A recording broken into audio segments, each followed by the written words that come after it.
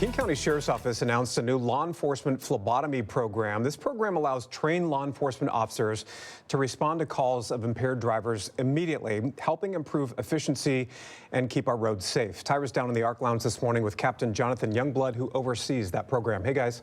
Hi, Steve. Thank you so much. And Captain Youngblood, thanks for joining us here on ARC Seattle today. Of course, Tyrah. How are you? I'm good. You know, this is a very important program here and a discussion in general, as we had a rough weekend, I'd say, around our roads across the Puget Sound region in terms of crashes and whatnot. So just tell us why the King County Sheriff's Office wanted to start this program and who kind of, I guess, brought it all together to get these officers trained. Oh, absolutely. We recognize the need for the blood draws. A lot of times when we have impaired drivers, suspected DUIs, they either refuse or their breath test results are under the limits that we expect for what we observe with the behavior.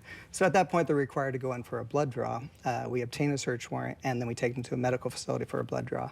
Sometimes these are serious incidents. Sometimes they could be regular DUIs or people passed out on the roadway. However, without that blood draw, we can't prove that they were impaired. And so the blood draw detects for drug usage, chemical impairment, that type of stuff, other than alcohol. If they blow a breath test and they're over the legal limit, a blood draw is not necessary. So we've noticed over the past several years, more people are refusing, more people under the influence of other than alcohol, and to take someone to a hospital to get these blood draws takes a substantial amount of time for our deputies. Wow. Okay. So on that, we decided, we looked around the state. There's several agencies in the state doing the law enforcement phlebotomist program. We decided to look into it and make that happen. We partnered with Shoreline Community College, came up with a law enforcement state certified medical assistant phlebotomist, and we rolled them out last week, and hopefully we'll be putting them in use soon. It sounds like a great solution to a big problem, and I love the partnership with the local community college. Yes. Can you explain how officers are trained in this program, and when will they respond to calls for assistance? Oh, absolutely. So they go through the program with Shoreline Community Colleges and become the medical assistant phlebotomist. They're required to do these blood draws under observation, make sure they're successful, and then each year they have to do a refresher. They get a state certification for 2 years, and at which time they actually haven't got them from the state, but we're hoping by the end of the month we'll have them on the streets helping out.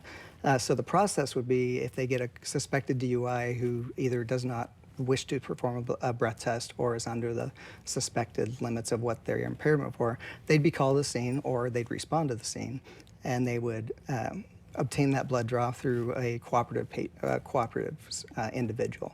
We wouldn't force it on anyone. There's very strict protocol on how we handle that. Okay. Wow. So rigorous training for sure. It's involved, yes. It's involved, yeah. A lot of needle sticking. They got to practice on each other. Wow, on each other. Okay. For you all, what was the moment, I guess, what were you seeing on the roads or just in society in general where you all said, we need to start this program now? You know, for us, a big part of it was the time that it was taking for these blood draws to occur. Hopefully, with this program, we can make it happen in 30 minutes or so, versus when we had to go to a medical facility, it would take 2 to 3 hours to get these things done. That way, it gets our deputies back on the street more often.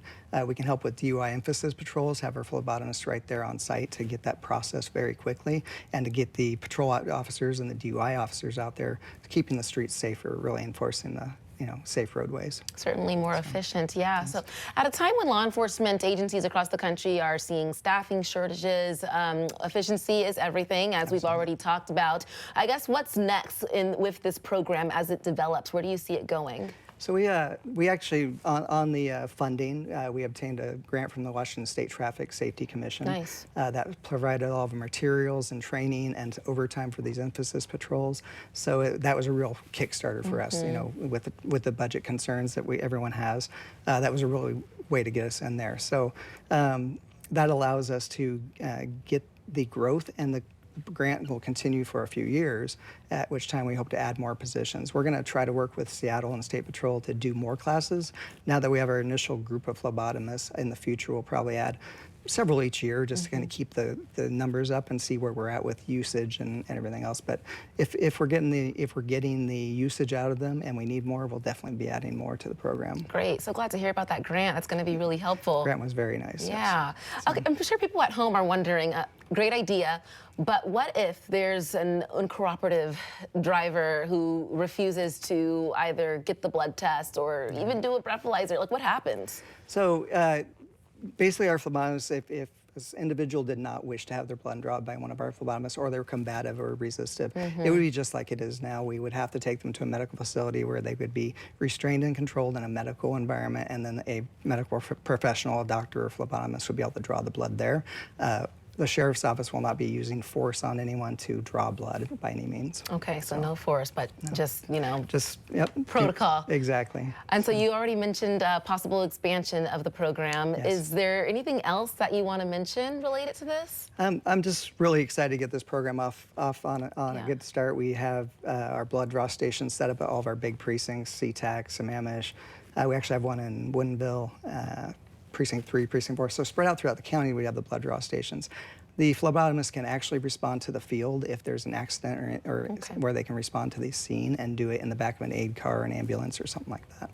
So what I'm excited to see is the opportunities this presents us to expedite the process and to keep the streets safer. Absolutely, safe and efficient. Thank you so much again, Captain Youngblood, for joining us. for sure. Steve, it's such a great program. The efficiency is good, and as we've reported on so many times, DUI incidents, crashes, it's a major problem on area roads. It is a huge problem around here, and I think this program is certainly going to make a difference. Thank you, guys.